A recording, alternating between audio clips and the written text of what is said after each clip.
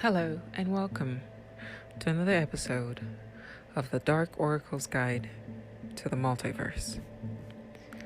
Today's episode will essentially be a continuation of the previous episode, episode 6. If you haven't had a chance to listen to it yet, please listen and then come back. This is a bit of an impromptu recording. I had another episode in mind, and as usual, I decided to go with this instead. It was a thought, an intuition, an inclination that besieged me and prompted me to do this episode. What brought up this recording was a desire. We presently have our house on the market for sale. Now, I'm not a religious person, but I do occasionally, if there's something I really desire, will call upon a friend or a family member and have them say a prayer for me in order to, in a way, increase the odds of something that I desire going my way. And so, in this particular situation, I called my father, who is a pastor, and I had him say a prayer for us, for our house to sell. In the midst of the prayer, for the first time, I felt uneasy. I felt that I couldn't go along with what was saying. And so instead of tuning into the prayer or agreeing with him, I actually removed my mind from the prayer and tuned it out. And now you might wonder, well, why would you do that? I wasn't sure at that time. A part of my mind, I suppose, wondered who exactly it was that we were speaking to. If we are looking at it from a purely religious perspective, and a Christian calls upon the name of Jesus, you sort of have to ask yourself, who is answering? Now you may wonder what I mean by this. Well, simple. If you are in a crowded marketplace and your name is Bill, but someone yells out, Andrew, would you answer? Of course not, because that is not your name. But an individual by the name of Andrew will answer if that's who is being called, regardless of whether that is the particular individual the caller is trying to reach. And so I think of the name Jesus, and I think of how the name has been bastardized through history. The individual's name in question was actually Yeshua. The letter J, and in the way we pronounced it as J, did not exist as a letter during his time period. And so his actual name was Yeshua, assuming he was in fact real. And now people call upon the name of Jesus, and many who worship this entity have no idea that that wasn't in fact his name. So, if my name is Anna, and I'm in a crowded room, and someone yells out, "Yonda," of course, I wouldn't respond because that is not my name. But perhaps someone with a similar name would. And so with the thoughts from the previous episodes about the gods not being rulers or creators of us, but in a sense, mods or game patrons, guides in a way, existing, but taking from us a payment for the things we ask for. And I was thinking as he said the prayer of the name Jesus and what entity was actually being summoned. The second thought that crossed my mind was, do you really want to pray a prayer where you ask that no matter what, your home be sold? Knowing everything that you know about intent, about consciousness shaping reality, and about a myriad of multiverses or parallel universes that are presently existing in one time, and one's ability to consciously or unconsciously shift one's consciousness from reality to reality, is it a good idea to blindly seek something you desire without much of a hedge beyond that? For example, wouldn't a more sensible, quote, prayer be rather than, "I want my house sold"? Wouldn't a better prayer be, if the selling of my home leads me to a place of continued peace and happiness and prosperity, then may it be.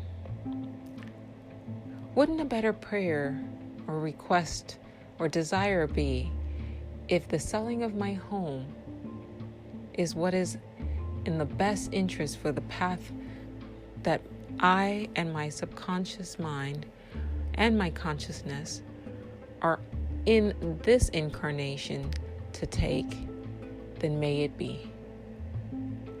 Wouldn't a better prayer be that if the selling of this home shifts my consciousness to a reality where my experience is on par with the reality that I hope to experience in this incarnation, then may it be. These three prayers, I believe, are well thought out and take into mind the true nature of reality and the mind's ability to shift its consciousness from outcome to outcome to outcome, or between alternate timelines.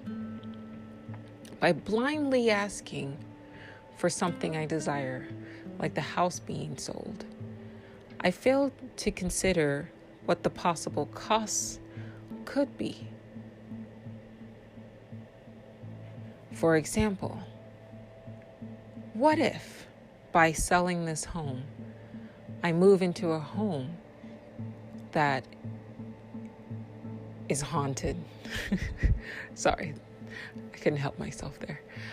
I moved into a home where I didn't feel at peace as I do now. I didn't feel content as I do now. Or there's something wrong with the home because that was a timeline that I just managed to shift my consciousness into a timeline that is tied to selling this home could produce a reality wherein the selling of this home led to something or a circumstance less fortunate than the one that I'm presently in.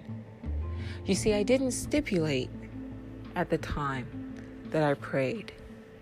You see, I didn't look beyond what I wanted and desired at that present moment. I just saw what I wanted and asked for it without any thought of the quantum world, of parallel realities, and the outcome of each action that I take in life. I was struck by the thought of all the famous people that we know who, for some reason or another, once they achieved fame, lost their peace, became hooked on drugs, had their families fall apart. And I sometimes wonder if, in the still of the night, when they lay in bed and contemplated the decisions that led them to where they found themselves then, if they would have been given the chance to do it all again, if they would have walked away from fame. They say money can't buy happiness. They say that if you think being famous and having everything leads to contentment and happiness in life, you haven't been watching the news. And I find this to be true.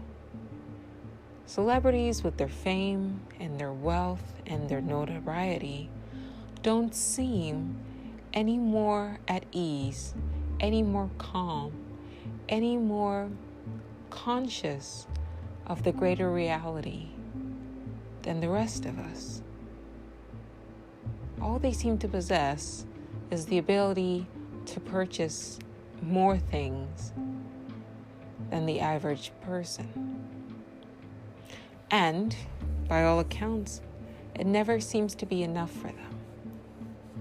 And you see one person, for example, bounce from tumultuous relationship to tumultuous relationship. And we watch them detached from the fact that these are, in fact, quote, real, or at least real feeling human beings. And we view them as characters on a show. In a way, it could be argued that they are, if we stay on the fact, or on the theory, rather, that this is a simulated reality and nothing is real, then their personas are merely roles that they're playing, much in the same way that we are. And upon that death, we'll look back and realize that. Regardless, these people still feel pain, and I think to a certain extent are deserving of our empathy, of our kindness, and of our understanding. But back to my point, do you ever wonder if these people look back at their lives and ever say, I wish I learned to appreciate not being known. I wish I learned to appreciate the silence of my life, the ability to walk in a crowd and not be ambushed by photographers and cameramen, the ability to not have every move I make be intensely scrutinized and criticized by millions and millions of people. I wish I had been content in my peace. You see, we're so driven by desires that we never really stop to think what the costs of these are, or what would happen if we were to attain them.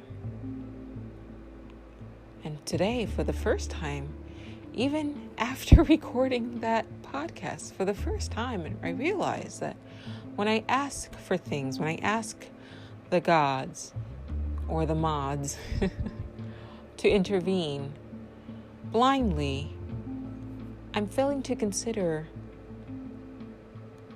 what that such a desire or such a request might trigger, what reality I might get shifted into. And that needs to stop. And so, once I had this thought, I said a second, quote, prayer. Not to any gods, not to any mods, but a communication to my higher self. And my prayer was this: to my higher self, who has seen my many incarnations, who is conscious of all the possible parallel realities my path can take. You, I trust with my path. Let our free will guide us down a probable reality, or a reality wherein if the selling of this home leads to a better, more improved life experience long term, that it be. But if the selling of this home leads to a lesser, less rewarding, less fulfilling path, less fulfilling, less peaceful, parallel multiverse, then make it not so. Present to us an option that works best for our overall life path in this present incarnation. This, I think, is how we should learn to approach our prayers, our thoughts, our desires, our lives. The next time you say a prayer or you desire something, stop and fully consider the things that I mentioned in my past podcasts, which are that life isn't this dead thing. It possesses consciousness, it is moderated by consciousness, and everything comes at a cost. Consider what the costs of achieving whatever desire you may have, and then communicate with your higher self to ensure that that is the best possible path for your present incarnation. That if you are not intending to suffer, that said desire or the fulfillment of such a desire will not lead to suffering. If it's joy that you seek, then let the fulfillment of the desire fall along what you seek. But if the desire fulfilled leads to suffering and not joy, not the joy you seek, then let it not be so. There are many people out there who've prayed, for example, for a relationship with a particular person. I want her to like me. I want this relationship to work out. I want this relationship to last.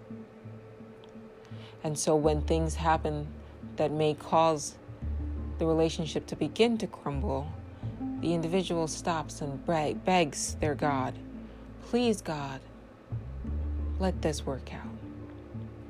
And then 20 years later, they look back and realize that perhaps they would have been better off if the relationship never was. Perhaps the relationship would have been better ended 20 years prior at the first struggle, or the third, or the 20th. But instead, they use the force of their will to force their consciousness down a path of turmoil, of angst, of suffering. They didn't pray right. They didn't pray consciously. Pray consciously. Live consciously. Retain within yourself the ability to project yourself into a myriad of futures, a myriad of possible parallel timelines, parallel realities.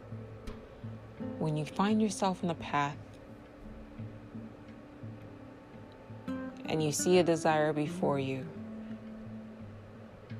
don't navigate your consciousness down that path blindly.